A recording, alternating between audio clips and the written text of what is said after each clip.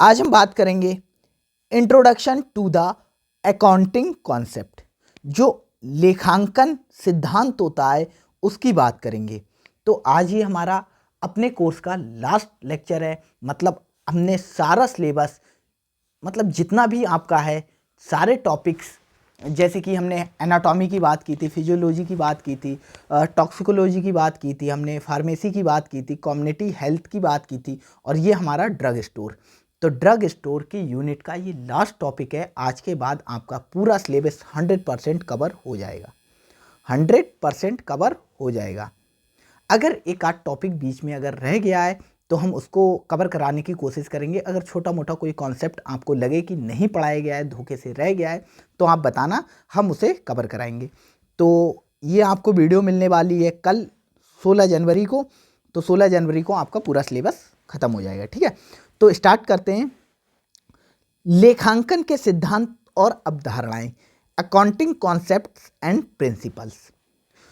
तो लेखांकन क्या है, अकाउंटिंग क्या है? एक ऐसी प्रक्रिया है जिसके द्वारा किसी संगठन या व्यक्ति के आर्थिक लेन देन का व्यवस्थित व्यवस्थित रूप से रिकॉर्ड किया जाता है। मतलब उसने कितना पैसा लिया है, कितना पैसा दिया है और कहाँ खर्च किया, इसके बारे में सारी इन्फॉर्मेशन को रखना अकाउंटिंग कहते हैं। इसके मतलब लेखांकन के प्रमुख सिद्धांतों में शामिल है। मतलब लेखांकन के जो प्रिंसिपल्स हैं उनकी बात करते हैं, या उसके कॉन्सेप्ट हैं उसकी बात करते हैं। फिर व्यावसायिक इकाई की अवधारणा, बिजनेस एंटिटी कॉन्सेप्ट होता है। इसके अनुसार एक व्यवसाय और उसके मालिक को अलग अलग इकाइयों के रूप में माना जाता है। मतलब जो हमारा व्यवसाय है, ठीक है, और उसके जो मालिक हैं, जितने भी मालिक हैं, उनको अलग अलग इकाइयों के रूप में माना जाता है। मुद्रा मापन की अवधारणा, मनी मेजरमेंट कॉन्सेप्ट होता है। केवल उन्हीं घटनाओं और लेन देन का रिकॉर्ड किया जाता है जो पैसे में मापे जा सकते हैं। तो इसमें क्या करते हैं, मनी वाले में हम क्या करते हैं, सिर्फ पैसे के लेन देन का रिकॉर्ड रखते हैं। अकाउंटिंग पीरियड कॉन्सेप्ट होता है, समय अवधि अवधारणा। लेखांकन में एक निश्चित समय अवधि या समयावधि, जैसे एक वर्ष के भीतर वित्तीय विवरण तैयार किए जाते हैं। मतलब एक साल के अंदर जो वित्तीय विवरण होता है वो इसमें तैयार किए जाते हैं। मैचिंग प्रिंसिपल होता है, तो मिलान सिद्धांत। तो एक विशिष्ट अवधि की आय से संबंधित खर्चों का मिलान किया जाता है। मतलब आपकी जो एक साल में, ठीक है, एक विशिष्ट अवधि में, एक साल 2 साल में कितनी आय है और उसमें कितने खर्चे हो रहे हैं, उनमें मिलान किया जाता है ताकि शुद्ध लाभ और हानि का सटीक आंकलन हो सके। कन्वर्जन एंड डबल क्या एंट्री सिस्टम, लेखांकन में रूपांतरण और डबल एंट्री प्रणाली। तो डबल एंट्री बुक कीपिंग में प्रत्येक लेन देन के 2 पहलू होते हैं। तो डबल एंट्री में क्या होते हैं, 2 पहलू होते हैं लेन देन के, एक डेबिट एक क्रेडिट। एक डेबिट होता है जिसमें एक क्रेडिट होता है। यह प्रणाली यह सुनिश्चित करती है कि प्रत्येक लेन देन को 2 बार दर्ज किया जाए। मतलब कोई भी लेन देन हो रहा है उसे क्या 2 बार हम मतलब दर्ज कर रहे हैं, रिकॉर्ड कर रहे हैं। एक बार डेबिट के रूप में और एक बार क्रेडिट के रूप में। तो जो लेन देन है उसे 2 बार दर्ज किया जाए, एक बार डेबिट के रूप में और एक बार क्रेडिट के रूप में। उदाहरण के लिए, यदि कोई कंपनी किसी वस्तु को खरीदने के लिए नगद का भुगतान करती है, कोई कंपनी ने नगद में कोई चीज़ खरीदी, तो नगद खाता डेबिट किया जाता है। जो नगद खाता है उसे डेबिट किया जाता है, और खरीद खाता जो होता है उसे क्या किया जाता है, क्रेडिट किया जाता है। विभिन्न प्रकार के खाते, डिफरेंट टाइप्स ऑफ अकाउंट्स के प्रकार। तो एक पर्सनल अकाउंट्स होता है, एक रियल अकाउंट्स होता है, एक नॉमिनल अकाउंट्स होता है। तो व्यक्तिगत खाता क्या होता है, यह व्यक्तियों, कंपनियों और संगठनों के खातों का लेखा जोखा करता है। इसका नियम है डेबिट प्राप्तकर्ता, क्रेडिट दाता। मतलब जो देने वाला है वो दाता है, मतलब क्रेडिट, और जो डेबिट है जो ले रहा है उसे डेबिट।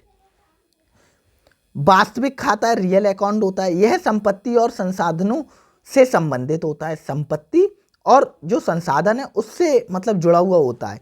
इसका नियम है डेबिट जो आता है, क्रेडिट जो जाता है, मतलब जो मनी आई उसे डेबिट बोलते हैं और जो मनी गई उसे क्रेडिट। नेक्स्ट आता है नॉमिनल या नाम मात्र खाता। इसमें सभी खर्चों, हानियां, आय और लाभों का लेखा जोखा होता है। मतलब जो भी खर्चे हो रहे हैं, हानियां हो रही, आय है, लाभ है, इनका लेखा जोखा होता है। इसका नियम होता है डेबिट सभी खर्च और हानियां, क्रेडिट आय और लाभ। आय और लाभ को क्रेडिट में और डेबिट में क्या, खर्च और हानियों को डेबिट में। नेक्स्ट आता है हमारा कैश बुक।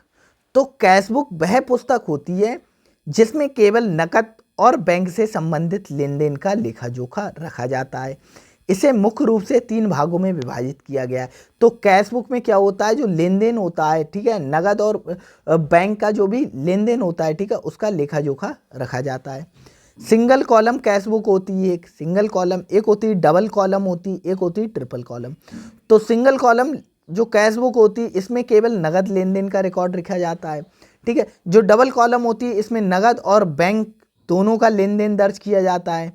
और जो ट्रिपल कॉलम कैश बुक होती है उसमें नगद, बैंक और छूट तीनों शामिल होते हैं। मतलब नगद भी, बैंक भी और छूट, ये तीनों शामिल होते हैं। जनरल लीडर आता है हमारा लेडगर, ठीक है। जनरल लेजर बोल सकते हैं या लेडगर बोल सकते हैं, ठीक है। जनरल लेजर वह खाता बही है, मतलब ऐसी खाता बही है जहां एक व्यवसाय के सभी लेन देन का अंतिम रिकॉर्ड होता है। मतलब कोई भी व्यवसाय है आपका, कोई भी कामकाज है, उसका जो अंतिम रिकॉर्ड होता है वो जनरल लेजर में आता है।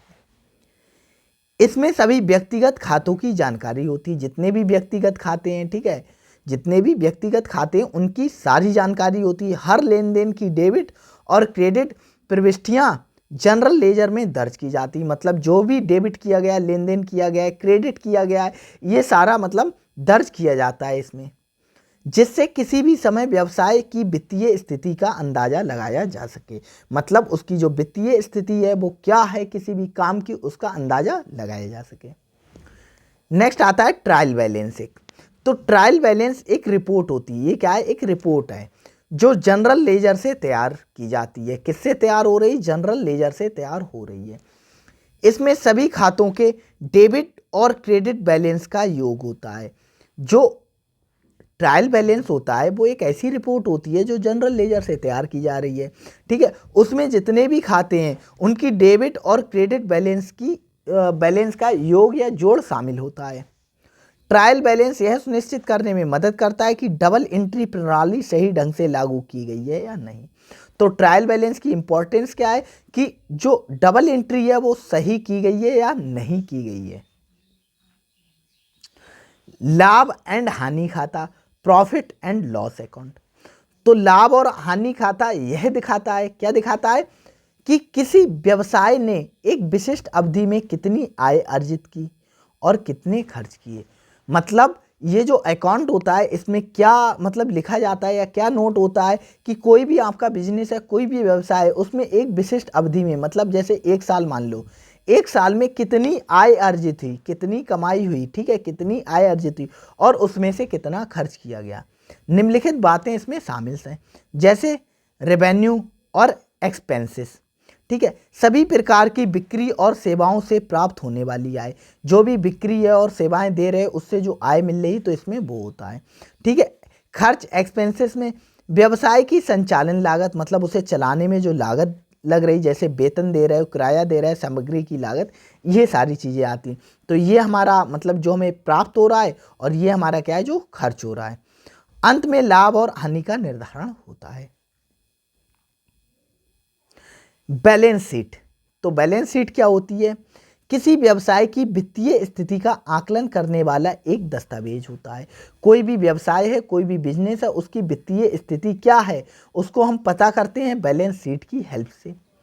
इसमें व्यवसाय की संपत्ति, देनदारियां और मालिक की पूंजी दिखाई जाती। तो इसमें क्या क्या होता है, इसमें उसकी संपत्ति, मालिक की पूंजी, ठीक है, व्यवसाय की संपत्ति, मालिक की पूंजी और जो देनदारी है, ठीक है, वो सारी चीज़ें दिखाई जाती हैं। इसे 2 हिस्सों में बांटा जाता है। जैसे एक संपत्ति होती, एक क्या होता है, देताए, जो देना है।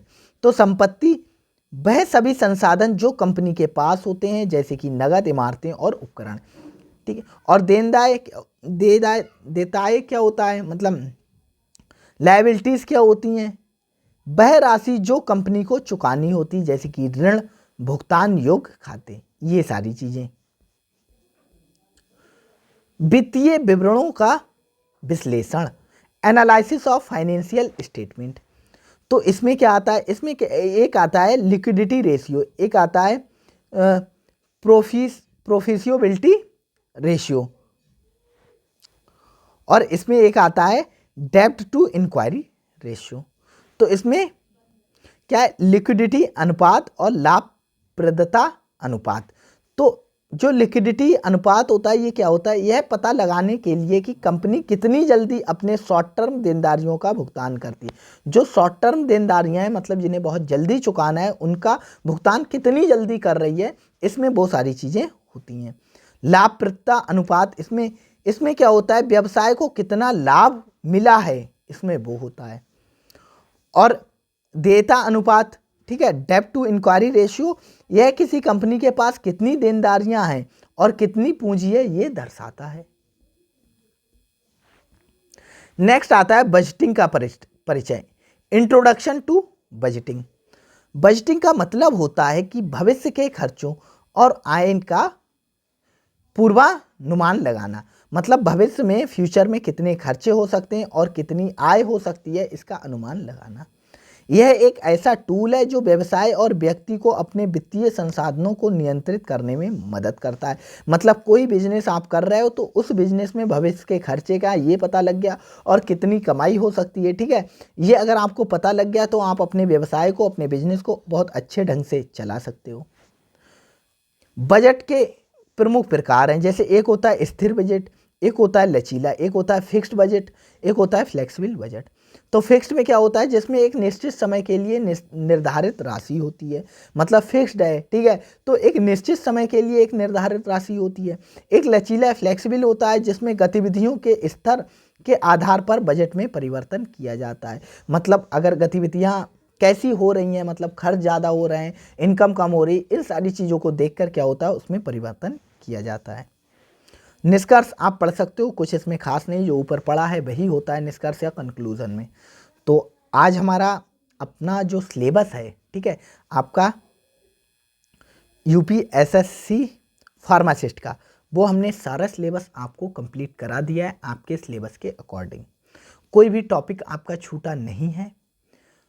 तो मैं इतना ही कहूँगा, जितना पढ़ाया गया है अगर आप इतना ही ठीक से करके जाते हो तो आपका सिलेक्शन मोस्ट प्रोबेबली हो ही जाएगा।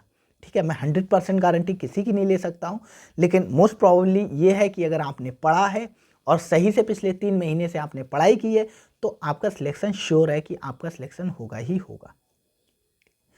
और अच्छे से रिवीजन करो, मैं यही कहूँगा, अच्छे से रिवीजन करो। हम क्वेश्चंस आपको करा रहे हैं, ठीक है, हम लिंक भेजते हैं आपको, एनाटॉमी के क्वेश्चंस अभी चल रहे हैं। और अगर आपने एनाटॉमी में कुछ भी नहीं पढ़ा है तो आप पढ़ते रहो, वीडियोस को देखते रहो, उनको क्वेश्चंस वाली, और क्वेश्चंस को प्रैक्टिस करते रहो। तो आज की वीडियो में इतना ही था, और बेस्ट ऑफ लक, अच्छे से एग्जाम देना और ज़्यादा से ज़्यादा सेलेक्ट होकर दिखाना, जिससे हमें भी खुशी हो कि हमारे जो बच्चे हैं या हमारे जो भाई बहन हैं वो बहुत अच्छे सेलेक्ट हुए और बहुत ज़्यादा नंबर में सेलेक्ट हुए। ठीक है, तो आज की वीडियो में इतना ही था। Thank you.